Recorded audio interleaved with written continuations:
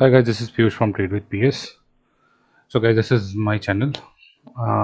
अगर आपको हमारा एनालिसिस अच्छा लगता है तो फर्स्ट ऑफ ऑल मैं आपको सजेस्ट करूँगा, अगर फर्स्ट टाइम हमारे चैनल को विजिट कर रहे हैं देन आप हमारे पुराने वीडियोस को देखें, उनको लेवल्स को देखें, और if you like the analysis then do hit like and subscribe to the channel and share it with your friends. And if you want to join our Telegram channel, then here is the link, and you can find the link in the video description as well, like here. And यहाँ पे मैं जितनी भी trades खुद लेता हूँ वो आप लोग को प्रोवाइड करता हूँ, और आपको लेवल्स भी बोलता हूँ मैं कौन सा आप ले सकते हैं. और अगर आप कोई भी लर्निंग वीडियोस चाहिए कि कौन कौन सी लर्निंग वीडियोस हो सकती हैं, तो और आप जो देखना चाहते हैं तो आप मुझे कमेंट बॉक्स में बोलिए, मैं उनके ऊपर वीडियो ज़रूर बनाऊँगा. अगर this Piyush from trade with PS. तो चलिए शुरू करते हैं. निफ्टी एंड बैंक निफ्टी कल क्या कर सकते हैं. आज एक रेंज बाउंड मार्केट दिन होने के बाद तो हम देखते हैं निफ्टी या बैंक निफ्टी कल क्या कर सकता है. तो अभी हम मार्केट के अंदर देख रहे हैं Nifty all time high already चल रहा है, और एक ट्रेंड लाइन से रेजिस्टेंस लेते हुए निफ्टी ने आज जो क्लोजिंग दी है वो डॉट इस ट्रेंड लाइन के ऊपर दी है. कल की अगर कोई गैप अप ओपनिंग होती है 17,400 के ऊपर तो वो मार्केट को 17,450 और 17,500 की तरफ लेके जा सकती है. और फ्लैट ओपन होता है और इस ट्रेंड लाइन के ऊपर सपोर्ट लेके अगर मार्केट ऊपर निकलता तो हम इस ट्रेंड लाइन के नीचे एक स्टॉप लॉस लगा के ऊपर के लेवल्स के लिए ट्रेल कर सकते हैं. और अगर मार्केट इसी लाइन से रेजिस्टेंस लेता है तो हमारा 17,350 जिसके ऊपर मार्केट आज बार बार सपोर्ट ले रहा था उसको कट करने के बाद मार्केट का जो नेक्स्ट सपोर्ट बनता है वो 17,300 और 17,260 का सपोर्ट निफ्टी के पास बनता है नीचे की तरफ. तो अब हमारे पास ऐसा जैसे हमने कल डिस्कस किया था कि हमारे पास खुद का कोई अभी न्यूज़ नहीं है या कोई भी चीज़ें नहीं है, और आज यूएस मार्केट बंद है तो इस वजह से हमारे पास भी मोमेंटम काफ़ी लो था.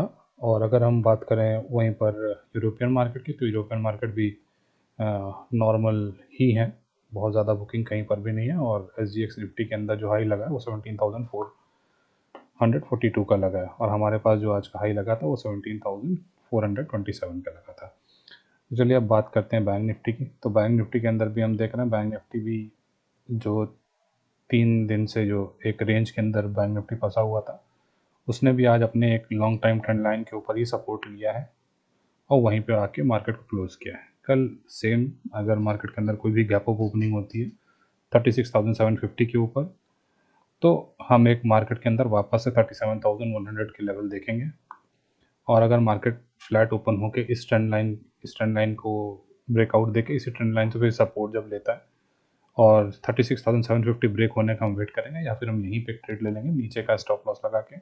और 36,750 जो कि आज की रेजिस्टेंस बना हुआ था मार्केट के अंदर, तो 36,750 तो 36,900 हमारा नेक्स्ट टारगेट होगा.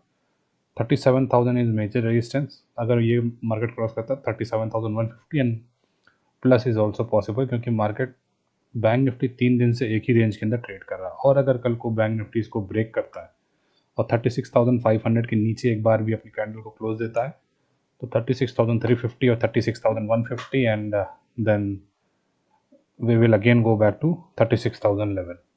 तो ये बैंक निफ्टी के अंदर है.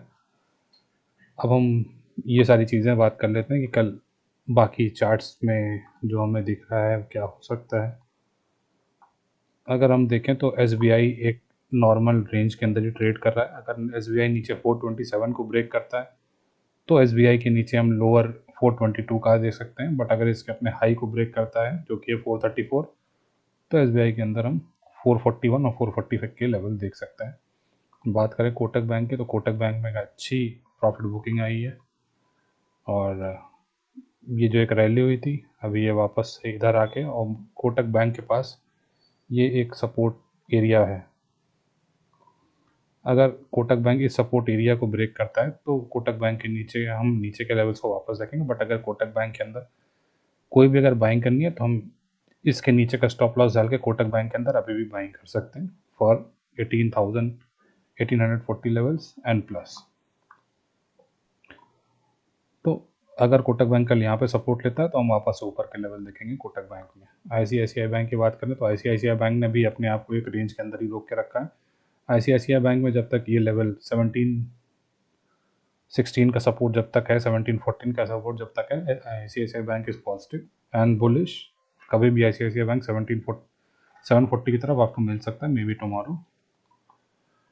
एक्सिस बैंक को भी अगर हम देखें तो एक्सिस बैंक भी एक डायमंड पैटर्न बना के यहाँ पे रुका हुआ है, और इसके अंदर भी हम एक अच्छी बाइंग अगर हम देख सकते हैं। अगर हम देखें तो एक ये पैटर्न के साथ एक्सिस बैंक भी अपने आप को रोक के रखा हुआ है। तो जब इसको ब्रेक करेगा तो एक्सिस बैंक वापस से 820 और प्लस लेवल की तरफ निकल जाएगा, और इसके नीचे का ब्रेकआउट एक्सिस बैंक को वापस से 780 के आसपास लेके आ जाएगा। और अब हम बात करें अगर एक्सिस बैंक की, HDFC बैंक, तो HDFC बैंक भी आज यहीं पे अपना सपोर्ट रहा था, इस कैंडल का सपोर्ट ही अभी भी ले रहा है।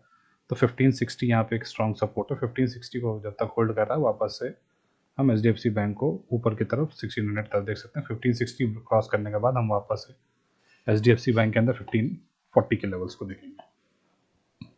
So thank you guys, that's it for today, that's it for tomorrow, and कल के लेवल्स जो भी होते हैं हम आपके साथ वापस से डिस्कस करेंगे और देखते हैं कल मार्केट